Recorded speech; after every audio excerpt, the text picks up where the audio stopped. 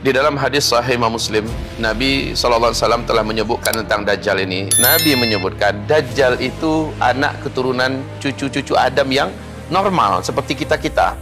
Dia lebih pendek daripada kamu sedikit. Tubuhnya gompal, bahunya kanan dan kiri itu lebih jauh, dadanya bidang, kemudian full daging. Rambutnya kribo, kemudian kulitnya berwarna putih pucat mayat gitu ya, dan ada beberapa bercak merah. Kedua matanya normal, akan tetapi dalam artian normal dua-duanya ada, bukan satu yang di situ. Dua-duanya ada, hanya saja mata yang sebelah kanan itu tertutupi oleh daging yang meleleh ke bawah.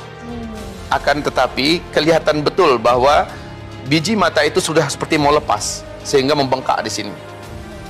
Yang sebelah kiri kata Rasulullah sudah hampir sepenuhnya keluar dan berkabut berwarna hijau kaca.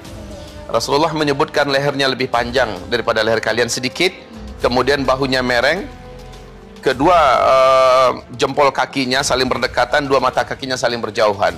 Dia memiliki kemampuan yang menyebabkan seluruh ahli-ahli sihir, para dukun-dukun satu bumi akan sujud menyembahkannya dan menuhankannya. 2/3 penduduk bumi nanti akan sujud menyembahnya. Dia datang membawa fitnah yang teramat sangat dahsyat. Jadi ada fitnah Dajjal, ada fitnah Masihid Dajjal. Mesti dibedakan ini. Kalau fitnah Masihid Dajjal, ini adalah menjelang kemunculan Dajjal. Ada beberapa kekuatan gelap yang menguasai bumi ini, yang menyebabkan banyak terjadinya pemurtadan di muka bumi dan kekacauan dalam bentuk yang sangat mengerikan. Dan kekacauan itu semakin mendekat. Makin dekatnya Dajjal keluar, maka semakin dekatlah, makin besarlah bentuk kekacauan itu. Saya ibaratkan dengan meteor yang akan menghantam bumi. Menjelang meteor itu semakin mendekat, maka semakin banyak petaka-petaka di bumi ini akan terjadi, baik petaka alamnya, petaka teknologinya, segala macamnya. Apalagi fisik meteor itu betul yang nanti menghantam bumi kita, luar biasa, menyebabkan semua teknologi akan musnah secara total. Nah, tanda-tanda kemunculan Dajjal ini dalam hadis Sahih Muslim tegas Nabi mengatakan. Hadis ini diceritakan oleh Fatimah binti Qais saat pertemuan Rasulullah SAW dengan seorang Nasrani yang akhirnya masuk Islam. Hadis ini digelari dengan hadis Al-Jassasah. Seluruh ulama ahli hadis pasti kenal dengan hadis ini. Jadi Rasulullah SAW menyebutkan di dalam hadis itu bahwa seorang lelaki gompal yang sedang terikat dengan rantai besi yang teramat besar dan berat di sebuah pulau di tengah laut Yaman. Laki-laki ini kata Rasul dialah Dajjal. Tamim Ad-Dari yang berjumpa dengan laki-laki itu dengan 20 awak kapalnya, ditanya oleh laki-laki ini, apakah di Arab sudah muncul seorang lelaki yang mengaku sebagai nabi terakhir namanya Ahmad atau Muhammad? Tamim Ad-Dari menjawab, sudah. Apakah kalian beriman kepadanya? Tanya laki-laki itu. Sebagian kami ada yang beriman kepadanya, sebagian tidak. Beruntunglah yang beriman dengannya. Sebaiknya kalian beriman kepadanya. Kata laki-laki yang terikat itu, yang ternyata dia adalah Dajjal.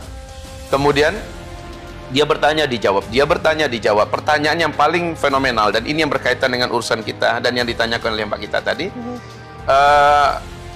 Tanda-tanda kemunculan yang terbesar adalah Dajjal ini bertanya, kalian kenal nggak dengan mata air Zughar?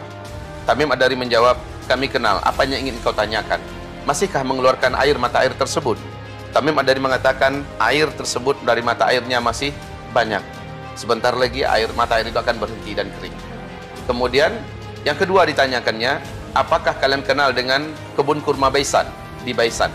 Maka Tamim Ad-Dari menjawab, kami tahu. Apanya ingin kau tanyakan kepada kami?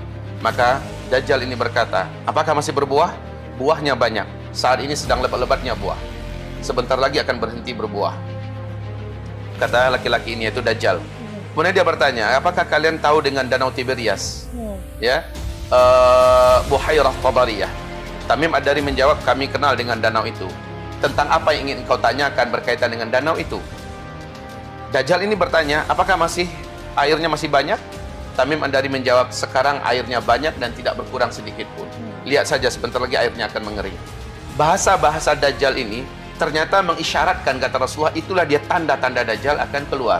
Pertama, mata air Zughar. Ini berdekatan dengan Danau Tiberias langsung. Mata air Zughar setelah beberapa tahun ini tidak berair 100%. Tidak mengeluarkan lagi airnya. Yang kedua, Danau Tiberias. Danau Tiberias ini letaknya di Israel. Satu tanah yang dijajah oleh bangsa Yahudi ini dari negeri Palestina, dan itu yang tersubur, yang terbaik. Sumber air satu-satunya bangsa Yahudi di Israel itu hanya dari Danau Tiberias. Mereka tidak punya sungai, mereka tidak punya mata air yang lain kecuali hanya dari danau ini. Dan danau ini sejak bumi terbentang tidak pernah susut airnya.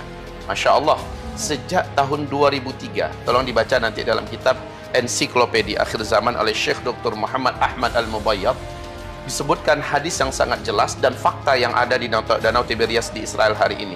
Sejak 2003 sampai 2013, hanya dalam rentang 10 tahun saja, Danau Tiberias yang permukaannya dengan dasar itu kedalamannya hanya 45 meter ya, telah susut 16 meter. Artinya lebih 30% menyusutnya. Itu 2013. Sehingga 2012, secara resmi pemerintahan Israel mengumumkan di televisi nasional mereka kepanikan global, kepanikan nasional, bahwa sumber air satu-satunya buat mereka yaitu Danau Tiberias terus mengalami penyusutan.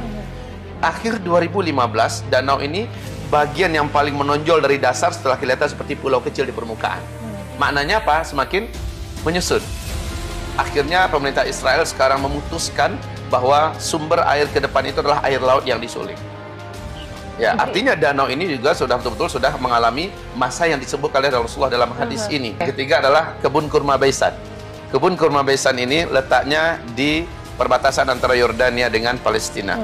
Kebun kurma Baisan ini sejak 6 tahun belakangan buahnya rusak dan mengalami penyusutan dalam jumlah jumlah buah itu sangat menyusut sekali. Tapi 2 tahun terakhir kebun kurma Baisan sudah tidak berbuah 100% dan batangnya pun cenderung layu dan mati.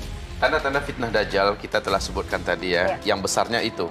Kemudian untuk tanda-tanda yang lain kita sudah melihat bagaimana persiapan masing-masing negara memunculkan simbol-simbol Dajjal. Bahkan kata Rasulullah tidak ada satu kota pun di bumi ini melainkan Dajjal pasti masuk ke dalamnya. Dan setiap Dajjal masuk ke dalamnya, orang-orang yang ada di dusun, di kampung, yang ada di lembah, di bukit, seluruhnya akan turun menuju titik di mana Dajjal berada. Dan mereka saat itu sudah butuh dengan Dajjal. Mereka saat itu sudah sangat merindukan kedatangan Dajjal. Manusia di bumi merindukan kedatangan Dajjal. Wahai, kenapa? Karena memang saat Dajjal itu keluar, kelaparan sudah melanda bumi sejak 3 tahun berturut-turut.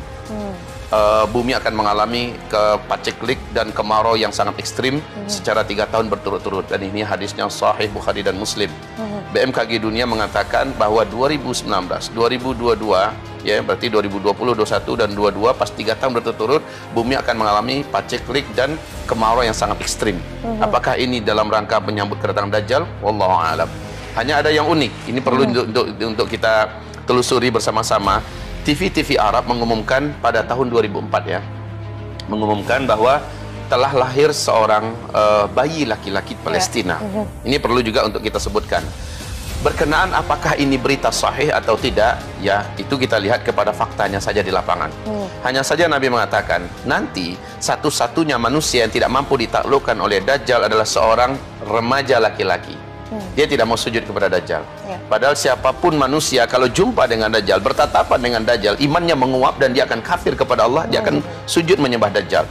Nabi haramkan umatnya jangan ketemu Dajjal. Tapi remaja ini aneh. Saat berjumpa dengan Dajjal dia tegar seperti biasa, imannya tetap membara di dada. Dajjal berkata kepadanya, kenapa kamu tidak mau sujud kepada saya? Lihat manusia semuanya menyembah saya. Apa kata remaja itu? Ciri-ciri tentang engkau sudah saya baca dalam hadis Nabi dan engkau adalah Dajjal. Haram bagi saya sujud kepada engkau, saya hanya akan sujud kepada Allah.